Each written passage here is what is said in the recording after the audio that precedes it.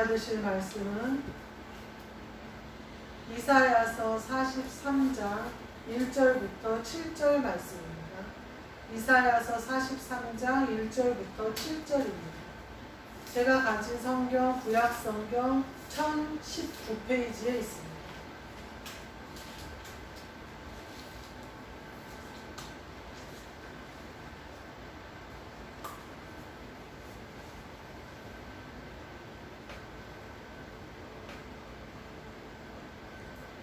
이사야서 43장 1절부터 7절입니다. 제가 읽겠습니다. 야곱아, 너를 창조하신 여호와께서 지금 말씀하시느니라. 이스라엘아, 너를 지으신 이가 말씀하시느니라. 너는 두려워하지 말라. 내가 너를 구속하였고 내가 너를 지명하여 불렀나니 너는 내 것이라. 내가 물 가운데로 지날 때에 내가 너와 함께할 것이라. 강을 건널 때에 물이 너를 침몰하지 못할 것이며 내가 불 가운데로 지날 때에 타지도 아니할 것이요 불꽃이 너를 사르지도 못하리니 대저 나는 여호와 내 하나님이요 이스라엘의 거룩한 이요 내 구원자임이라. 내가 애굽을 너의 속량물로 구스와 스바를 너를 대신하여 주었노라. 내가 내 눈에 보배롭고 존귀하며 내가 너를 사랑하였은즉 내가 내 대신 사람들을 내어주며 백성들이 내 생명을 대신하리니 두려워하지 말라. 내가 너와 함께하여 내 자손을 동쪽에서부터 오게 하며 서쪽에서부터 너를 모을 것이며 내가 북쪽에서 북쪽에게 이르기를 내놓으라. 남쪽에게 이르기를 가두어 두지 말라. 내 아들들을 먼 곳에서 이끌며 내 딸들을 땅끝에서 오게 하며 내 이름으로 불려지는 모든 자 곧 내가 내 영광을 위하여 창조한 자를 오게 하라. 내가 그를 지었고 그를 내가 만들었느니라. 아멘. 오늘 말씀은 내가 너와 함께 할 것이라 라는 말씀으로 함께 은혜를 나누고자 합니다. 오늘 본문 말씀을 보시면 계속해서 하나님 뭐라고 말씀하시냐면 내가 너를 지명하여 불렀다. 너는 내 것이다. 이렇게 내 아들들과 내 딸들이 오는 것을 막지 말아라. 마지막에 뭐라고 하시냐면 7절 말씀 끝부분에 내가 그를 지었고 그를 내가 만들었느니라 이렇게 말씀하십니다. 우리가 우리의 인생이 여기까지 오는 모든 과정 가운데 하나님이 우리를 부르시고 우리를 씻으시고 우리를 만들었다는 사실을 알게 돼요. 하나님이 함께 하시지 않으셨으면 구원의 은혜를 누릴 수도 없고 믿음을 가질 수도 없고 내가 지어질 수도 없다는 사실을 갈수록 알게 된 겁니다. 성경 말씀에 나온 것처럼 누가 한 자라도 네 키를 크게 할 수 있겠느냐, 머리카락 하나도 희고 검게 할 수 없다 이렇게 말씀하시거든요. 우리가 육신의 것도 우리의 마음대로 할 수 없어요. 영의 것은 더더욱 우리는 알지도 못해요. 그런데 하나님께서 그런 우리를 자녀로 만들어 주시면서 영의 것을 알아라, 보아라, 들어라 라고 말씀을 하세요. 그리고 영의 것을 보고 듣고 영적 삶을 살게 하기 위하여 예수 그리스도를 우리 안에 성령으로 보내주사 우리의 영적인 삶을 살게 하시는 거예요. 그래서 하나님이 아버지가 되심을 우리가 알게 하신다는 거예요. 요새 제가 출근할 때 보면 저희 집에 한강이 가까워서 어디 그렇다는데 안개가 얼마나 끼는지 몰라요. 그래서 앞이 안 보여요. 그래서 이제 쭉 가다 보면 고촌쯤 가면 이제 좀 보여요. 근데 안개가 보이면요, 제 문제가 뭐냐면 시야가 굉장히 좁아져요. 그래서 앞이 보이는 것 같아요. 안개가 끼어도 이제 운전을 하고 가면 앞이 보이는 것 같아요. 근데 속도는 못 내요. 왜냐면 속도가 세면 순식간에 몇백 미터를 갈 텐데 그 앞에 뭐가 있는지 보이지가 않는 거예요. 그러니까 뭐 시야가 불과 몇백 미터밖에 안 되니까 속도를 내서 차를 달릴 수가 없어요. 그리고 만약에 위험한 상황이 앞에 있거나 사고가 난 차가 있거나 뭐 멈춰 있는 차가 있다면 발견하기가 어려워요. 그래서 큰 대형 사고가 많이 나요. 그래서 서해안 고속도로에서 한번 사고가 나면 몇십 중 추돌 사고가 많이 나는 걸 볼 수가 있어요. 그게 왜 그러냐면 시야가 짧아서 자동차는 빠르게 달리고 있는데 이미 사고 현장을 발견하고 브레이크를 밟아도 차가 밀고 들어가 버리는 거거든요. 그러니까 우리가 우리의 시야로 세상을 살면요, 이처럼 눈앞의 것밖에 보지 못하고 또 내 손에 쥐어주는 것 외에는 볼 수가 없는 거예요. 사탕을, 엄마가 사탕을 준 그 사탕 하나만 먹을 줄 알지, 나가서 돈을 벌어서 사탕을 사 먹는다든지 더 나가서 사탕 공장을 짓는 거는 못하는 거예요. 근데 하나님 아버지께서는 지금 뭐라고 그러냐면 내가 너를 지명하여 불렀고 내가 지었다 그러시거든요. 주인이 하나님 아버지시고 하나님 아버지가 지었다는 말은 우리가 부부가 만나서 DNA가 합쳐져서 자식이 나온 것처럼 나를 만드셨다는 것은 내 부모가 되셨다는 거예요. 나의 부모가 되셨다는 건데, 그렇다면 내가 하나님 아버지가 보시는 것과 하나님 아버지가 알려주시는 것을 보고 들을 수 있어야 되는데, 세상의 것으로 세상의 근심, 세상의 생각, 내 생각으로는 한 치 앞도 볼 수 없는 게 영의 세계다라는 거예요. 하나님 아버지의 뜻이다 이거예요. 우리는 곧 죽을 것처럼 막 십자가를 지라고 하면 이 고난이 날 죽일 것처럼 막 반항을 해. 피할 수 있으면 피하고 싶고 도망가고 싶고 그래요. 예전에 바이올린을 연주하는 사람이 대학 입시를 본다고 반주를 해달라는 거예요. 그래서 반주를 한 적이 있는데 그 사람이 나이가 많았어요. 그때 나보다는 나이가 한참 많았어요. 근데 자기가 막 자랑처럼, 그때 당시 저는 이제 아가씨였거든요. 근데 막 자랑처럼 얘기하는 게 뭐냐면 자기는 하나님 일을 하려고 이혼을 했다는 거예요. 그래서 자기가 신학도 했고 막 공부도 열심히 하고 그랬다는 거예요. 근데 남편은 자기가 신앙생활 하는 것을 반대했대요. 그래서 자기는 참아서 남편하고 어떻게든지 해보려고 했으나 하나님보다 그를 더 사랑하지는 않기 때문에 이혼을 했다는 거예요. 그래서 자기가 바이올린도 하나님의 영광을 위해서 자기가 대학을 가서 공부를 해서 뭐 레슨을 하고 뭐 어쩌고 저쩌고 막 그렇게 얘기를 하더라고요. 그때 당시 제가 아가씨였는데도 속으로 뭐라고 생각하냐면 왜 저렇게 핑계를 대지? 자기 맘대로 다 해놓고 왜 하나님 영광이라고 그래요? 저 사람 되게 웃긴다. 제 기억으로는 제가 그 사람 반주를 하지 않았어요. 한 번 제 연습실에 와서 맞춰보고 제가 아마 반주비를 굉장히 비싸게 불렀나 하여튼 그랬을 거예요. 그래서 그 2번 안 왔어요.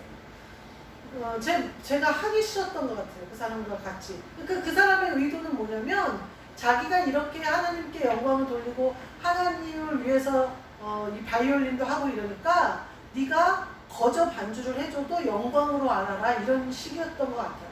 근데 내가 받는 반주비를 얘기했던가 아니면 조금 더 얘기했던가 그랬을 거예요.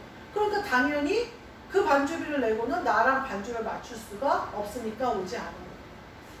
제가 입시 반주를 굉장히 많이 했거든요. 그래서 입시 반주에 유명했었어요. 성악 반주도 그렇고. 그래서 바이올린은 보면 스즈키라는 곡이 그 연습곡이 있는데 거기서 제비를 뽑아서 반주를 해요. 근데 그게 수십 곡이거든요. 그 완전히 어려운 반주도 있어요. 그러니까 그거에 척척 맞춰서 반주를 해줄 만한 반주자를 구하기가 쉽지 않기 때문에 수소문해서 반주자를 찾거든요. 근데 제가 교회에서 반주하는 것은 저는 절대 돈을 받지 않아요. 그건 하나님께 제가 직접 받은 축복권이기 때문에 돈으로 그걸 환산해서 받지 않아요. 그러나 제가 개인적으로 레슨을 한다든지 반주를 해서 받는 비용은요, 보통 사람들만큼 받거나 그보다 더 요구해요. 왜냐하면 내가 그렇게 요구하고도 충분히 그것을 맞춰줄 자신이 있기 때문에 그랬어요. 그래서 그거는 내가 물질을 공급받는 통로로 내 직업으로 하는 것이기 때문에 내가 그들에게 봉사해 줄 이유는 없었어요. 물론 내가 자원해서 마음에 감동이 와서 또 하나님이 시켜서 하는 반주가 있었을 수는 있겠지만 무보수로 입시 반주를 해본 적은 한 번도 없어요. 그 교수들한테 레슨 갈 때조차도 반주비를 다 받아요. 대학에 가서 반주를 할 때는 반주비를 더 받아요. 왜냐면 가서 대기하는 시간, 여러 시간들이 있기 때문에. 레슨 갈 때에도 반주비는 다 받아요. 근데 그 사람이 평생 안 잊혀져요. 어떻게 그렇게 하나님 핑계를 대고. 근데 제가 속으로 그때 당시 어떻게 생각했냐면 왜 하나님을 팔아먹지? 라는 생각이 들면서 굉장히 그 사람이 미웠던 기억이 나요. 아마 내 생각에는 레슨비를 굉장히 반주비를 비싸게 불렀던 것 같아요. 그러니까 그 사람이 2번 나랑 맞추러 오지도 않았어요. 하나님 아버지 앞에요. 그건 터무니없는 말이에요. 예수님이 뭐라고 하냐면 제자들이 와서 부부가 이혼 증서를 쓰고 와이프를 내쫓는 것이 어떠냐 이렇게 얘기할 때 예수님이 그건 말이 안 된다. 하나님이 한 몸으로 이루셨는데 나누는 것은 말이 안 된다. 한 몸이 어떻게 나누어지냐 이렇게 말씀하신 거죠. 그랬더니 유대인들이 뭐라고 하냐면 근데 왜 모세는 이혼 증서를 써서 내보내도 된다고 했습니까? 그래요. 그 예수님이 니네의 악함 때문에 모세가 어쩔 수 없이 그 방법을 알려준 것이지 본래는 그렇지 않다 이렇게. 그러면서 뒤에 바울이 뭐라고 하냐면 믿지 않는 아내가 남편과 살기를 원하거든 그대로 살게 두고 믿지 않는 남편이 아내와 살기를 원하거든 그대로 둬라. 그러면서 뭐라고 하는지 아세요? 말로 그를 구원하는 것이 아니라 그의 선한 행실로 구원받는다. 이런 말씀도 나와요. 그 두 말씀은 다른 부분에 나와요. 바울 사도가 얘기한 것은 혹시 그가 구원받을지 없지 않냐 이렇게 얘기를 해요. 근데 뒷부분에 보면요 구원을 받는데 그게 말로 구원받는 게 아니라 배우자가 한 사람의 선한 행실로 구원을 받는다 이렇게 얘기해요. 행실로 구원을 받는다는 거. 믿음으로 신앙생활을 하는 거. 부부가 한 몸인데 이쪽 면이라도 계속 믿음 생활을 하는 거예요. 이쪽이 반항하니까 혼자 믿음 생활하니까 쉽겠어요? 어렵겠어요? 굉장히 어렵겠죠. 둘이 붙어 있는데 한 사람은 계속 신앙생활하는데 한 사람은 세상으로 계속 하면 힘들겠죠. 십자가가 그만큼 무겁겠죠. 그런데 계속해서 선한 행실을 한다는 것은 계속해서 하나님께 붙어 있다는 얘기거든요. 이쪽이 어떻게든지 하나님과 붙어 있으면 이쪽은 아무리 세상으로 가고 싶어도 같이 붙어 있는 거예요. 할 수 없이. 그러면 구원은 같이 이루어집니다. 제가 그것을 보면서 그러면서 바울 사도가 혹시 갈라섰을지라도 그와 함께 다시 합쳐라 이렇게 말을 하거든요. 그러니까 하나님이 한 몸으로 그렇게 따지면 결혼이라는 게 얼마나 중요한지 모르겠어요. 제가 사실은 목사님하고 결혼할 때 교회에도 소문이 다 나고 그때 당시 목사님은 전도사님이었고 저는 반주자였거든요. 근데 둘이 선을 딱 보고 왔는데 교회가 굉장히 컸기 때문에 목사님 전도사님이고 내가 반주자여도 서로 부딪힐 일도 만날 일도 없었기 때문에 얼굴도 몰라요. 근데 막 선을 보고 그러고 보니까 선 본 날이 10월 3일이네요. 우리 처음 만난 날이. 오늘은 10월 2일인데 선을 딱 봤는데 보고 교회를 왔는데 벌써 이건 뭐 사귀는 거 썸을 타는 건 지나서 벌써 사귀는 거예요. 그 다음 주에 갔더니 이건 먼저 완전히 결혼을 했어. 이미 우리는 막 난리가 난 거예요. 저희 그래서 10월 3일 날 맞선 보고요 12월 14일 날 결혼했어요. 그러니까 이게 제가 따져보니까 100일도 안 된 상태에서 결혼을 한 거예요. 근데 제가 왜 그랬냐면 어른들도 다 결혼을 축복하고 결혼하기를 원하셨고 교회에서도 그랬고 목사님도 환영할 만한 일이라고 그러시고 모든 사람이 그게 돌아가는 거예요. 그러면서 그래서 생각했어요. 결혼을 안 하려면 교회를 떠나야 되나? 근데 생각하다가 제가 뭐라고 생각했냐면 갔다 오자. 갔다 오면 되지. 뭐 까짓 거 뭐 결혼을 해서 아니면 그때 가서 이제 이혼하고 오면 되지. 제 아가씨 때는 그렇게 생각을 했어요.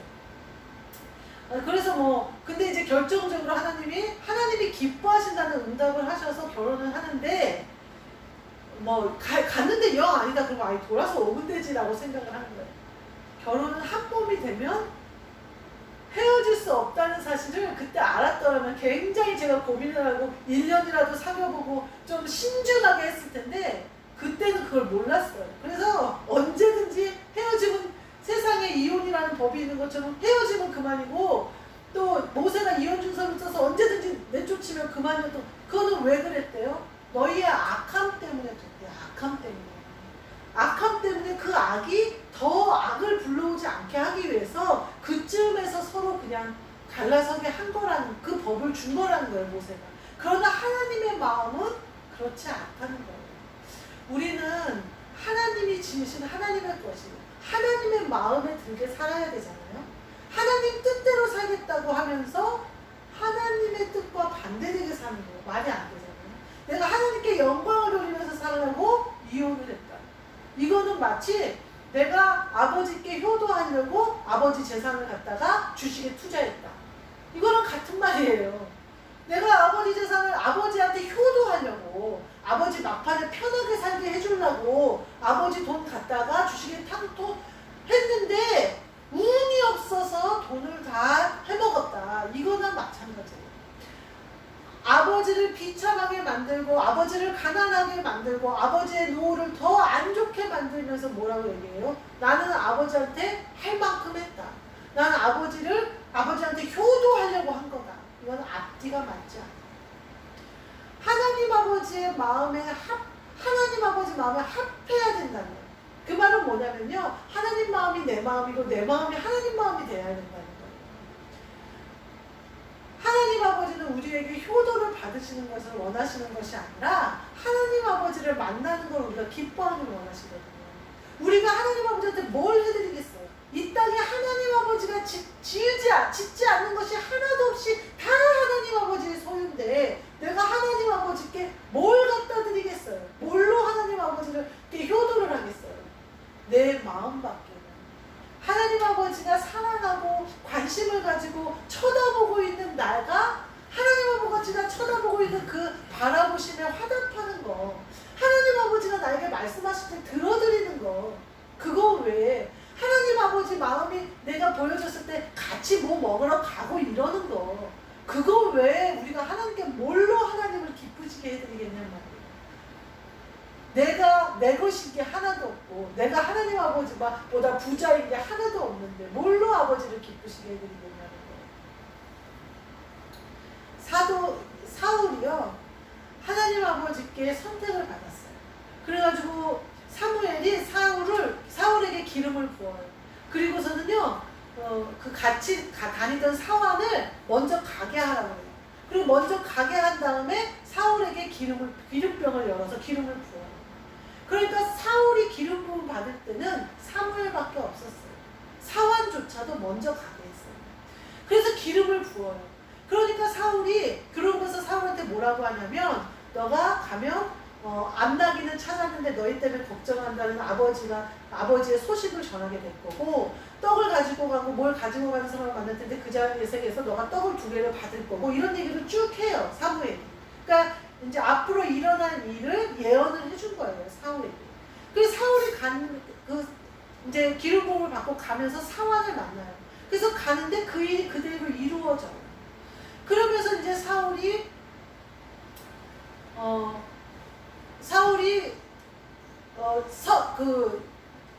성령의 감동에 의해서 새 사람이 된다는 부분이 나와요. 사무엘이 예언한 대로 쭉 가다 보니까 이제 새 사람이 되어져. 그래서 이제 사울이 왕으로 세워지는데, 암몬 족속이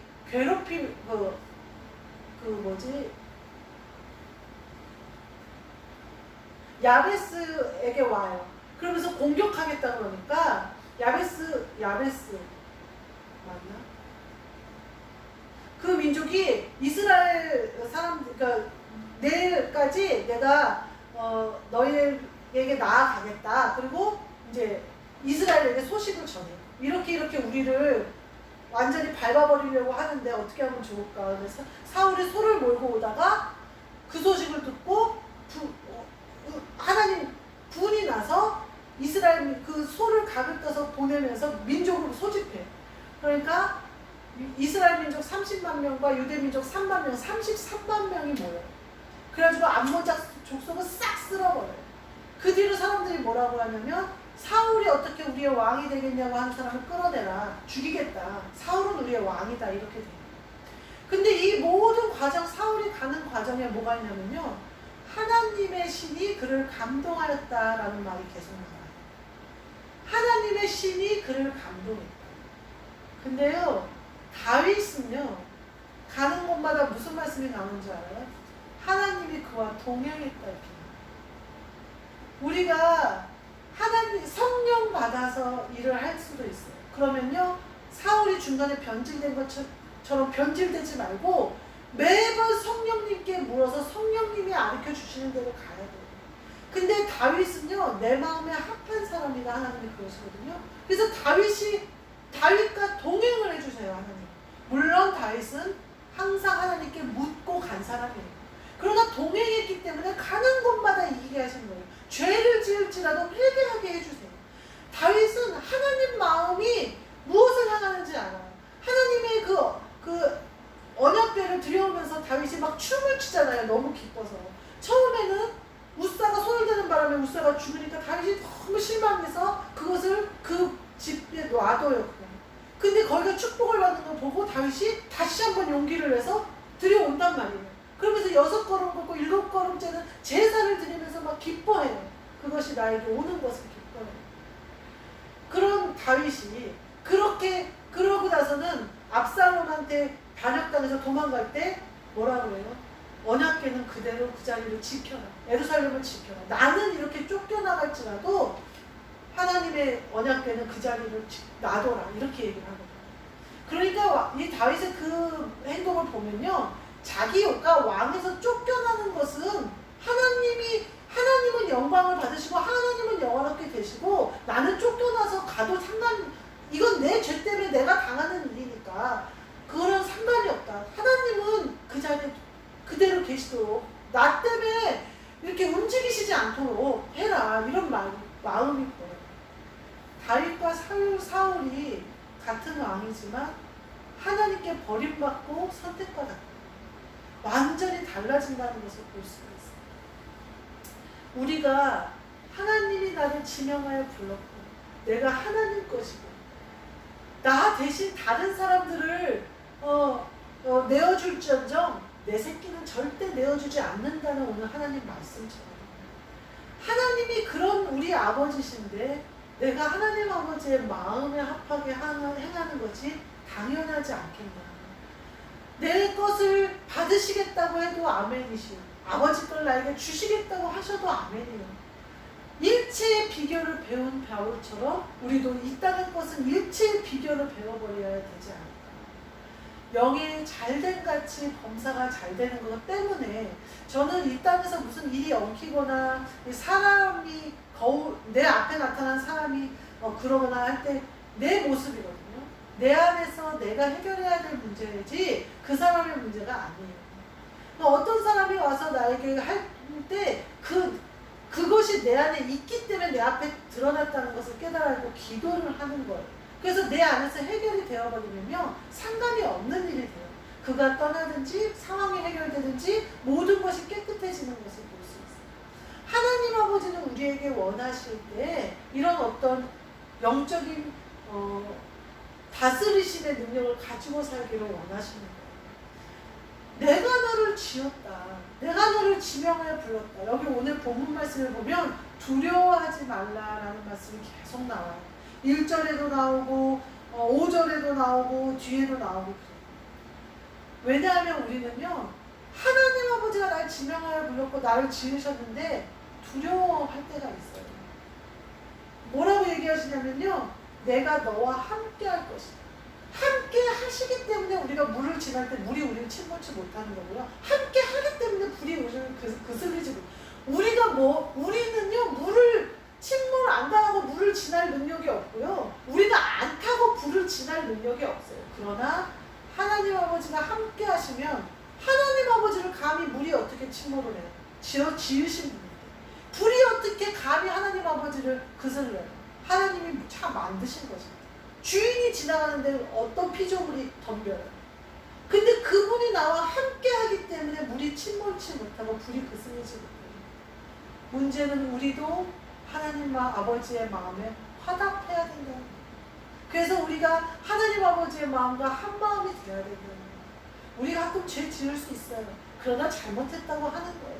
우리 어떤 기쁨으로 충만함으로 하나님께 영광을 돌릴 때 있어요. 하나님과 함께 다윗처럼 춤추며 기뻐하는 거예요. 가끔 우리가 비참함으로 마음이 상함으로 있을 때가 있어요. 세상에 살기 때문에 어쩔 수 없어요. 그러나 하나님의 언약궤가 그곳에 있는 것처럼 내가 기도해서 예수 그리스도를 찾을 때마다 나에게 임하시는 그 능력을 힘입어서 내가 다시 한번 사는 심령이 치유함을 받고 있고 내 마음에 기쁨이 넘치는 거예요. 두려워하지 마세요. 내가 이런데 이게 될까? 내가 하는 거 아니에요. 하나님 아버지가 해주시는 거예요. 내가 이렇게 마음이 상했는데 이게 믿음이 있는 건가? 믿음이 있는 거예요. 내가 하는 것이 아니라 믿음도 내 안에 계신 예수 그리스도를 따라 내가 믿는 거기 때문에 우리의 모든 것은 그분이 하시기 때문에 두려워하지 마요. 정죄하지 마세요. 믿음으로 나아가는 거예요. 한 걸음 한 걸음. 그 걸음이 승리의 걸음. 예수 그리스도를 바짝 잘 쫓아가는 걸음. 포도나무에 딱 붙어 있어서 열매 맺는 가지. 우리 모두 되시기를 주님의 이름으로 축복합니다. 아멘. 기도하겠습니다. 하나님 감사합니다. 우리를 지명하여 부르시고 내 것이라 하시고 내 자녀라 하시며 후사 삼아 주셨사오니 거기에 합당하게 우리의 모든 것이 하나님 아버지의 마음에 딱 붙어있도록 그래서 아버지의 마음이 알아지고 깨달아지고 보여지고 들리는 역사 가운데 즉시 순종하여 복종하는 삶을 살며 우리가 사는 삶이 영적 삶, 천국의 삶, 하늘나라의 삶이 되어지도록 예수 그리스도와 한영되어져서 그리스도 예수의 종된 삶 살게 하여 주옵소서. 예수 그리스도의 이름으로 기도합나이다. 아멘. 하늘에 계신 우리 아버지 이름이 거룩히 여김을 받으시고 나라가 임하시오. 뜻이 하늘에서 이루어진 것 같이 땅에서도 이루어지리다. 오늘 우리에게 일용할 양식을 주시옵고 우리가 우리에게 죄 지은 자를 사하여 준 것 같이 우리 죄를 사하여 주시옵고 우리를 시험에 들게 하지 마시옵고 다만 악에서 구하시옵소서. 나라와 권세와 영광이 아버지께 영원히 있어옵나이다. 아멘.